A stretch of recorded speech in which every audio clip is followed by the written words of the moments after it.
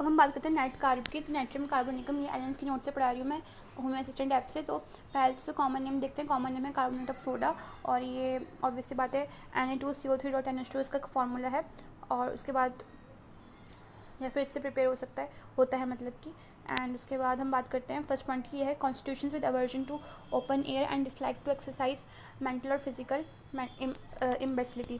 कहने का मतलब ये है कि जो नाइट्रम कार्बन वैसे कॉन्स्टिट्यूशन है जिसको ओपन एयर से एवर्जन है, मतलब ओपन एयर एकदम नापसंद है इसको, ठीक है। और उसके बाद लिखा है कि ये एक्सरसाइज को पसंद नहीं करता, चाहे वो मेंटल एक्सरसाइज हो, फिजिकल एक्सरसाइज हो। इम्बेसिलिटी मतलब क्या होता है? इम्बेसिलिटी वर्ड का मतलब बताओ, अगर पता हो तो कमेंट्स में, अगर नहीं पता तो मैं बता देती हूँ। इम्बेसिलिटी मतलब होता है फुलिशनेस, मतलब उसके जो एक्शंस होंगे ना उससे साफ पता लगेगा कि इसमें इम्बेसिलिटी है। इम्बेसिलिटी मतलब फुलिशनेस, मतलब फुलिश वाले एक्शंस होते हैं इसके, ठीक है।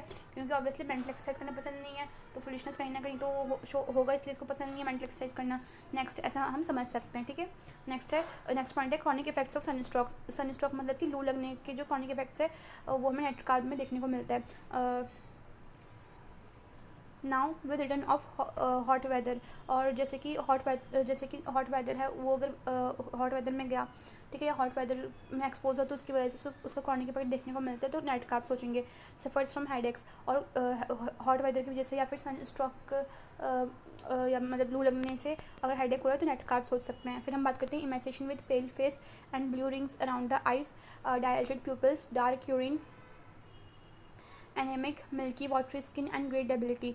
मतलब कि इमेसिएशन है विद पेल फेस, उसका फेस जो है पेल है नाइट कार्ब का, ठीक है। और साथ में क्या है इमेसिएशन वर्ड का मतलब क्या होता है कि पतला दुबला है, दिख रहा है ये। इमेसिएशन का मतलब कि पतला दुबला है और साथ में पेल फेस है। एंड ब्लू रिंग्स, उसके आइज़ के पास डायलेटेड प्यूपल्स है, प्यूपल्स उसके है उसके वो फैले हुए हैं, डायलेटेड है।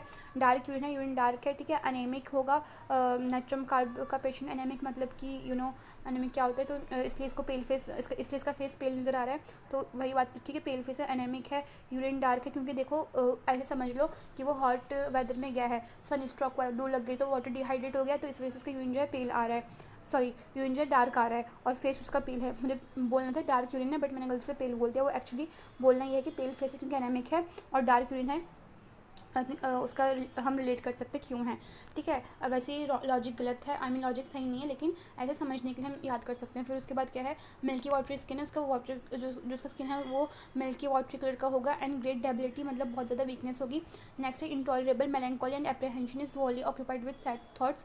एप्रीहेंशन मतलब कि एंशियस होना, प्रोफाउंड लेवल पे एंशियस, ठीक है, जिसे हम बोलते हैं ना एक्सट्रीम लेवल पे एंशियस है बंदा, उसे हम बोलते हैं एप्रीहेंशन, ठीक है।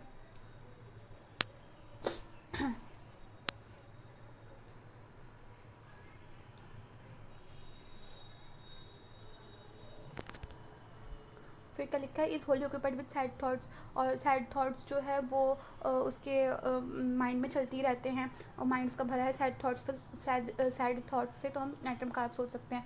इंटॉलरेबल मेलैंकोली का मतलब मैंने बताया होगा शायद कि बहुत ज़्यादा ही उदास ग्लूमी टाइप उसका है नेचर, बहुत उसका मतलब देख के लग रहा है ग्लूमी टाइप पर्सन है, मेलैंकोली है, ठीक है। तो इंटॉलरेबल मेलैंकोली है मतलब कि एकदम उसको देख के ना, जैसे कभी कभार क्या होता है कुछ लोगों को देख के ऐसा लगता है, मतलब अगर वो दुखी होते हैं ना तो कुछ लोगों को देख के ऐसा लगता है कि यार ये खुश क्यों नहीं है, ना उसके ऐसे लोगों की शक्ल देख के हम दुखी हो जाते हैं। तो वैसा वाला है इंटॉलरेबल मेलैंकोली के, सामने वाला जो है वो उसको टॉलरेट नहीं कर पाता, इतना इस लेवल का सैडनेस उसमें, फिर मतलब कि इस लेवल का ग्लूमीनेस उसमें देखने को मिल रहा है।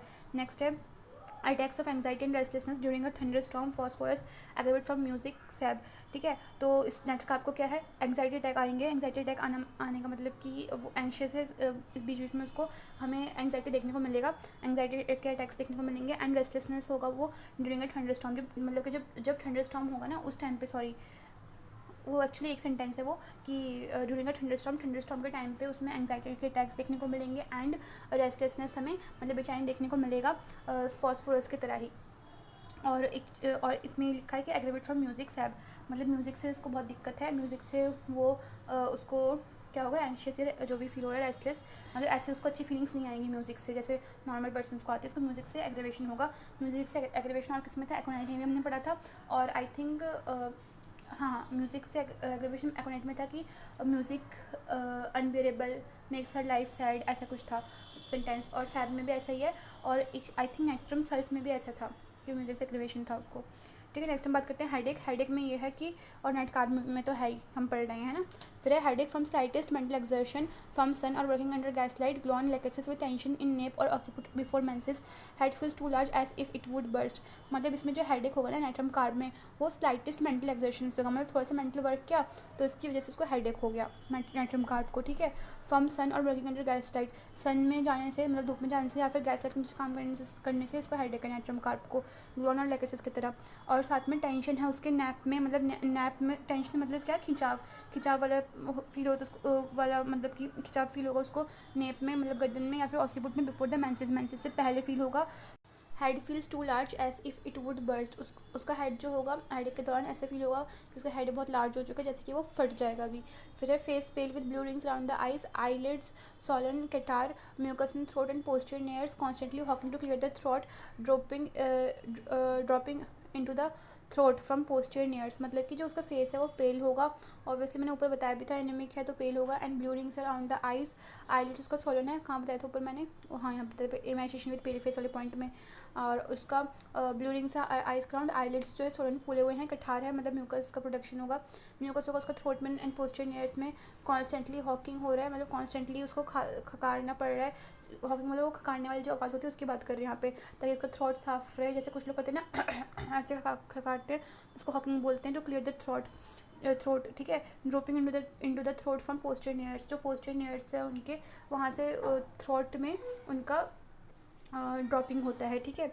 उसके बाद हम बात, ड्रॉपिंग मतलब कि वही म्यूकस वगैरह जो है वो अंदर जाता है। कठार के बारे में नेक्स्ट पॉइंट लिखा है, extends to posterior nares and throat, hawking much thick mucus from throat, cough. मैंने ना हॉकिंग की आवाज़ थोड़ी गलत बताई है, हॉकिंग एक्चुअली ना ऐसे जैसे लोग नहीं करते कभी, मतलब यहाँ पे आवाज़ निकालनी भी उसकी मुश्किल है हॉकिंग की, बट अगर तुम टाइप करो हॉकिंग साउंड तो तुम्हें यूट्यूब में मिल जाएगा। तो उसमें होता है ना कि जैसे वो बहुत सारे घरों में हम सुनते हैं कि जो ओल्ड लोग होते हैं सुबह सुबह उठ के कैसे खांसते हैं ना, वैसे वाला साउंड को बोलते हैं हॉकिंग, ठीक है, ताकि उनका जो म्यूकस वगैरह जो भी जमा है वो बाहर निकल जाए, उसे बोलते हैं हॉकिंग। तो कटार में होगा कि पोस्टीरियर थ्रोट तक एक्सटेंड करेगा उसका कठार, मतलब म्यूकस प्रोडक्शन। हॉकिंग जब करेगा तो उसकी वजह से बहुत सारा थिक म्यूकस थ्रोट से बाहर आएगा। Profuse discharge during the day, stopped at night nux, इसका जो कठार का प्रोडक्शन है वो उसका डिस्चार्ज प्रोफ्यूजली होगा दिन के टाइम पर, नाइट के टाइम स्टॉप हो जाएगा, जस्ट लाइक नक्स फॉर्मिका में भी होता है, ठीक है। उसके बाद हम बात करते हैं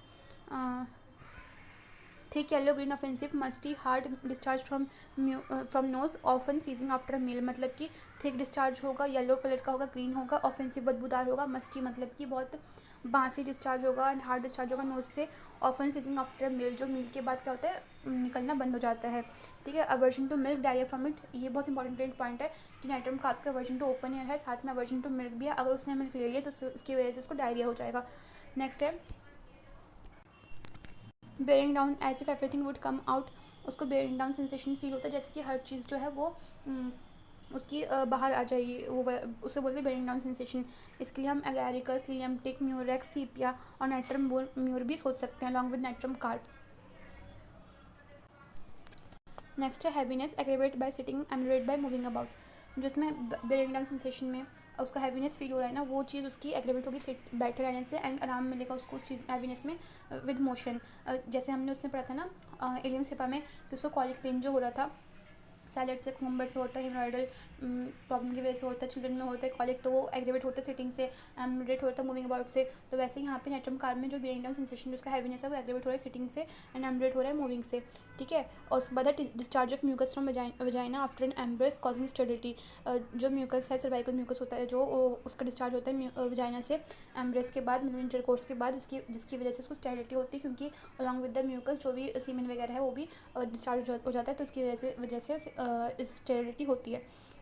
नेक्स्ट है easy dislocation and spraining of ankle लिडम्पल so weak that it gives way foot bends under carbo and natrum mur, मतलब कि इजी डिसलोकेशन मतलब आसानी से उसका पैर जो होता है ना वो मुड़ जाता है, ठीक है, या आउट ऑफ द जो उसका सेटिंग उससे बाहर चला जाता है उसका मतलब एंकल, ठीक है। एंड इजी डिसलोकेशन आप ऐसे समझ सकते हो कि आसानी से डिसलोकेट, जिसे हम बोलते हैं ना डिसलोकेट हो जाना, वैसा हो जाता है इसमें। और एंड स्प्रेनिंग ऑफ एंगल, और इसकी वजह से मोच लग जाती है। जैसे कभी कभार गौर किया कि हम रास्ते में चल रहे हों सीधे सीधे, अचानक पैर मुड़ जाते हैं तो उसे हम बोलते हैं डिसलोकेशन, एंड इसकी वजह से फिर मोच लग जाती है, इसे बोलते हैं स्प्रेनिंग ऑफ एंकल। ठीक है, और इसमें हम रिडम पाल भी सोच सकते हैं।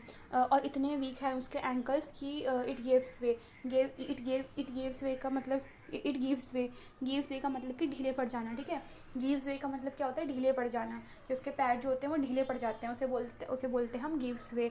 उसके बाद क्या लिखा है, foot bends under. Foot bends under मतलब पैर जो होते हैं ना वो अंदर की तरफ, मतलब नीचे की ओर, नॉट अंदर की तरफ मीन्स नीचे की ओर, पैर जो है ना नीचे की ओर मुड़ जाते हैं, उसे बोलते हैं फुट बैंड्स अंडर।